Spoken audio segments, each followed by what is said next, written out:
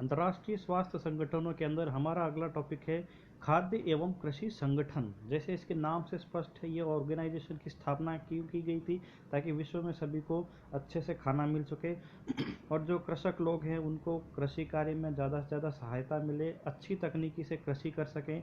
इसकी वजह से इसकी स्थापना की थी। इसकी स्थापना किसने की थी? तो इसकी स्थापना संयुक्त राष्ट्र या यूनाइटेड नेशंस जिसको बोलते हैं, उन्होंने इसकी स्थापना की थी।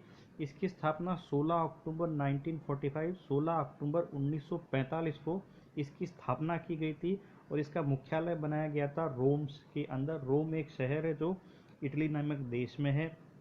उद्देश्य क्या थे? तो जैसे इसके नाम से स्पष्ट होता है कि यह संगठन पूर्ण रूप से भोजन एवं कृषि आधारित है। तो इसका मुख्य उद्देश्य यही थे कि ज़्यादा से ज़्यादा लोगों को भोजन मिल सके, ताकि लोग भूखे ना रहें और कृषि संबंधित उनको सुविधाएं मिल सके। कुछ नाम हम यहाँ पर देखेंगे, जैसे राष्ट्रों की जनता का जीवन स्तर सुधारने में सहायता करना। जो भी देश हैं जिनकी जनता का जीवन स्तर सुधारने में सहायता अगर मिलेगी, कैसे? अगर यह पोषण सामग्री, अच्छा भोजन उपलब्ध कराएंगे और उच्च अच्छी तकनीक की कृषि करने के लिए यह सहायता प्रदान करेंगे, तो उससे क्या होगा कि वहाँ के लोगों का जीवन का स्तर सुधरेगा। दूसरा, देशों के अंदर पोषण स्तर में सुधार करना। पोषण स्तर अपने आप में एक बहुत बड़ी समस्या है। हमारे देश में भी देखा जाए तो मेजॉरिटी या अधिकतर मामलों में जो लोग गरीबी की रेखा से नीचे रह रहे हैं, तो उनका पोषण का स्तर अच्छा नहीं है। अगर पोषण का स्तर अच्छा नहीं होगा तो उनकी रोग प्रतिरोधक क्षमता कमजोर होगी, उनकी कार्य क्षमता कमजोर रहेगी। तो इसकी वजह से इसका एक उद्देश्य यह भी रखा गया था ताकि यह लोगों के पोषण स्तर को सुधार कर सके। अगला इसका उद्देश्य ये था कि लोगों का पोषण स्तर और जीवन स्तर सुधारना है, तो उसके लिए क्या क्या किया जा सकता है। जैसे कुछ काम कर सकते हैं, क्या क्या? जैसे कृषि उत्पादन, खेती और इससे रिलेटेड जो उत्पादन क्षमता है उसको बढ़ाने के लिए नवीन तकनीकी, अनुदान और नए कृषि की तकनीकों का लोगों को जानकारी मिले।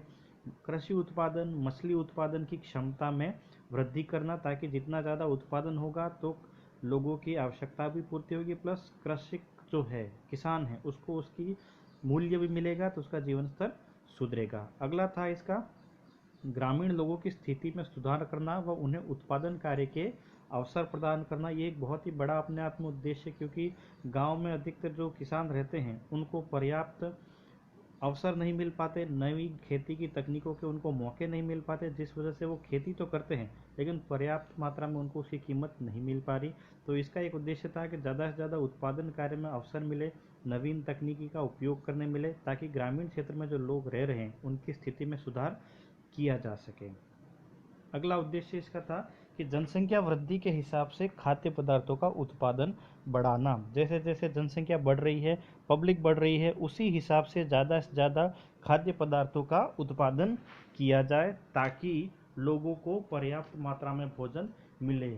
इस असंतुलन की वजह से ये हो रहा है कि जनसंख्या ज़्यादा है कहीं पर और उनका, लेकिन वहाँ पर भोजन उतना उपलब्ध नहीं हो पा रहा है। तो इसकी वजह से इसने इस चीज़ पर भी फोकस रखा था। इनका एक उद्देश्य यही भी रखा था कि यह ज़्यादा से ज़्यादा खाद्य पदार्थों का उत्पादन करें जनसंख्या के हिसाब से, और इसके लिए लोगों को मोटिवेट करें, वहाँ की सरकारों को अनुदान प्रदान करें, नवीन तकनीकी में सहायता प्रदान करें, ताकि जनसंख्या के हिसाब से सभी को खाद्य पदार्थ उपलब्ध हो सके। अगला इसका उद्देश्य था कि आवश्यकता अनुसार लोगों को खाद्य पदार्थ उपलब्ध कराना। अब खाद्य पदार्थ का उत्पादन तो हो गया, लेकिन एक जगह उत्पादन हुआ है, वहाँ पर लोग हैं, उनकी तो भरपाई हो रही, लेकिन दूसरी जगह एक ऐसी है कि वहाँ पर लोगों को पर्याप्त भोजन नहीं मिल पा रहा। तो इसका उद्देश्य यही था कि जितना भी उत्पादन हो रहा है उसको पर्याप्त मात्रा में सब जगह वितरित किया जाए, ताकि हर किसी को पर्याप्त मात्रा में भोजन मिल सके। यह इसके कुछ उद्देश्य थे। स्थापना कहाँ हुई थी इसकी? तो रोम में हुई थी। रोम इटली का एक शहर है, वहाँ पर इसका मुख्यालय है। इसकी स्थापना किसने की थी? तो संयुक्त राष्ट्र या यूनाइटेड नेशन ने 16 अक्टूबर 1945 के अंदर इसकी स्थापना की थी। और इसका मुख्यालय, अगर हम एशिया की बात करें तो बैंकॉक थाईलैंड के अंदर इसका हमारा एशिया रीजन का मुख्यालय स्थित है। मुख्य उद्देश्य इसके यही थे कि लोगों को ज़्यादा से ज़्यादा भोजन मिले, खाद्य सामग्री मिले, ताकि लोग भूख से ना मरे और उनका पोषण का स्तर अच्छे से बना रहे। यही उसका मुख्य उद्देश्य थे।